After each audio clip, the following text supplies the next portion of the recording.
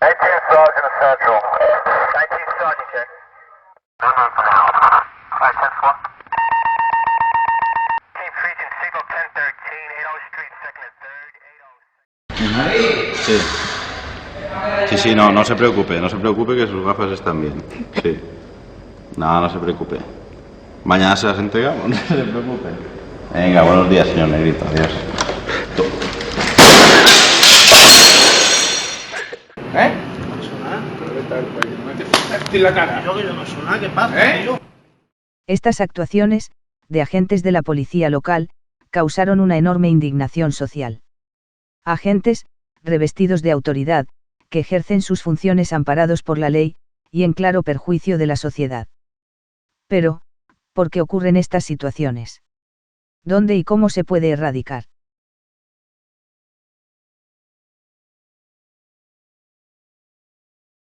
Para acceder a estos cuerpos, y dependiendo de la comunidad autónoma, los aspirantes deberán superar unas pruebas físicas. Una prueba psicotécnica, con 2 fases, una de psicometría y una prueba de personalidad, contrastada posteriormente, en una entrevista personal con un psicólogo. Y un ejercicio teórico, con otro ejercicio de supuesto práctico. Un proceso muy duro, en el que los aspirantes, pasarán muchos años de sacrificio, hasta conseguir su ansiada plaza. Espera, si se ve bien así.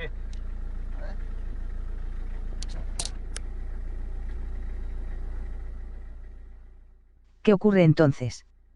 ¿Cómo es posible, que tras un proceso tan exigente, se den tantas situaciones de policías locales, con tan pésima formación? Y cómo, tras tantos años de estudio, se jueguen así su puesto, obtenido con tanto sacrificio.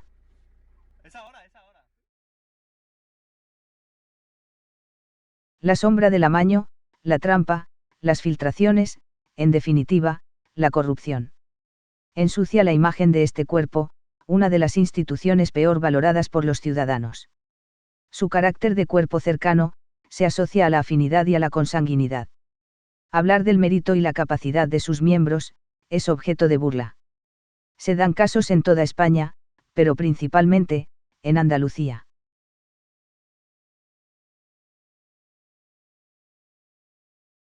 En las oposiciones celebradas en Marbella, en el año 2014, la última prueba era la establecida como prueba psicotécnica.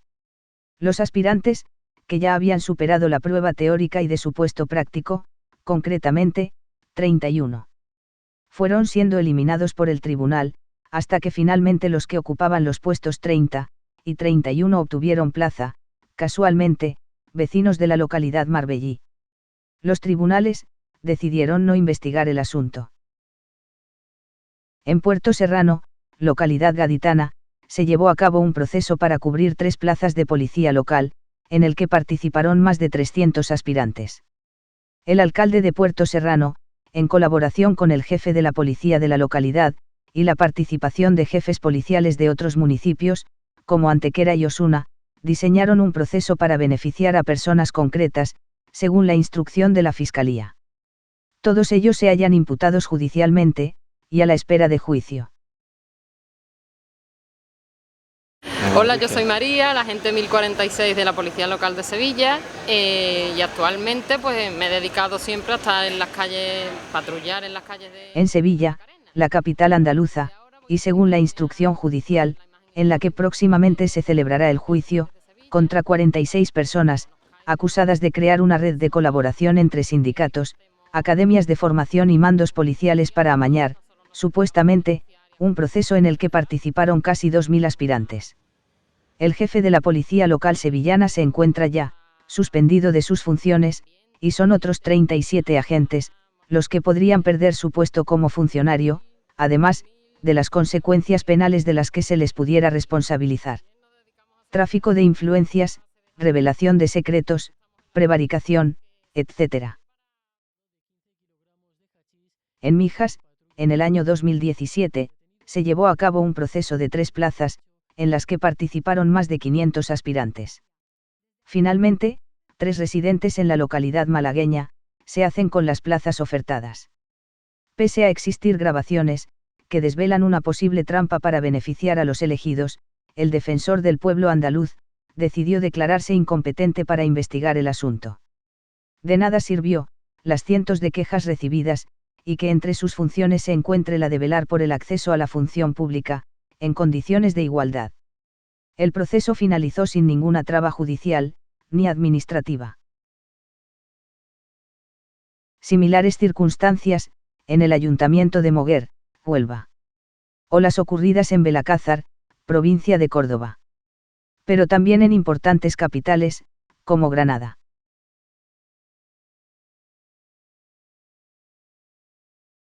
Pero sin duda, donde se dan los mayores casos de corrupción, supuestamente, es en la ciudad de Málaga. En el año 2002, se celebró un proceso selectivo en el que un miembro del tribunal, representante del sindicato UGT, denunció una serie de filtraciones, ocurridas durante el proceso. Aún así, el tribunal calificador, con el beneplácito del ayuntamiento, continuaron el proceso y los consiguientes nombramientos y toma de posesión. Fue entonces, cuando un grupo de opositores acudió a la jurisdicción contenciosa administrativa, quedando demostrado que 94 agentes, se habían beneficiado de una trama, entre el sindicato, UPLB, una academia, varios mandos policiales, y la colaboración posterior del propio ayuntamiento. El Tribunal Superior de Justicia de Andalucía, dictaminó, que debía repetirse la prueba corrompida, quedando nulo los nombramientos y toma de posesión de los agentes. El ayuntamiento, quien debía comportarse como parte afectada, se dedicó a dar la máxima cobertura posible a los beneficiados de la trama corrupta, e incluso, recurrió la sentencia, para evitar que los agentes fueran expulsados. Así pues, el propio tribunal que ordenó la expulsión, declaró inejecutable la sentencia y por tanto, la trama quedó intacta y las personas beneficiadas en ella, siguen, hoy en día, representando la Constitución en la segunda ciudad más importante de Andalucía. No obstante, en 2016, tras el escándalo del 2002, se lleva a cabo un proceso para cubrir 29 plazas. En esta ocasión, el tribunal calificador lo forma la plana mayor del Instituto Armado, dejando fuera de su composición a los representantes del sindicato, UGT, quienes desvelaron la filtración en 2002, bajo pretexto de formar un tribunal, puramente técnico. Finalizado el proceso, el 80% de las plazas vuelve a estar ocupado, por alumnos de la misma academia que se beneficiaron de las filtraciones en 2002, y nuevamente, con numerosas vinculaciones de consanguinidad, entre los aprobados y los integrantes del sindicato, UPLB. Los hechos son puestos en conocimiento del alcalde, Francisco de la Torre, quien pese a los antecedentes, y con una sentencia condenatoria a sus espaldas, renuncia a investigar el asunto, obligando, una vez más, a la justicia a implicarse y aclarar las dudas, que en estos momentos, investiga la Fiscalía. Los hechos en 2002, dejando sin condena a ninguno de los integrantes en el proceso de filtración, no hace otra cosa que fomentar este tipo de prácticas, que supuestamente, han podido ejecutarse también en 2016.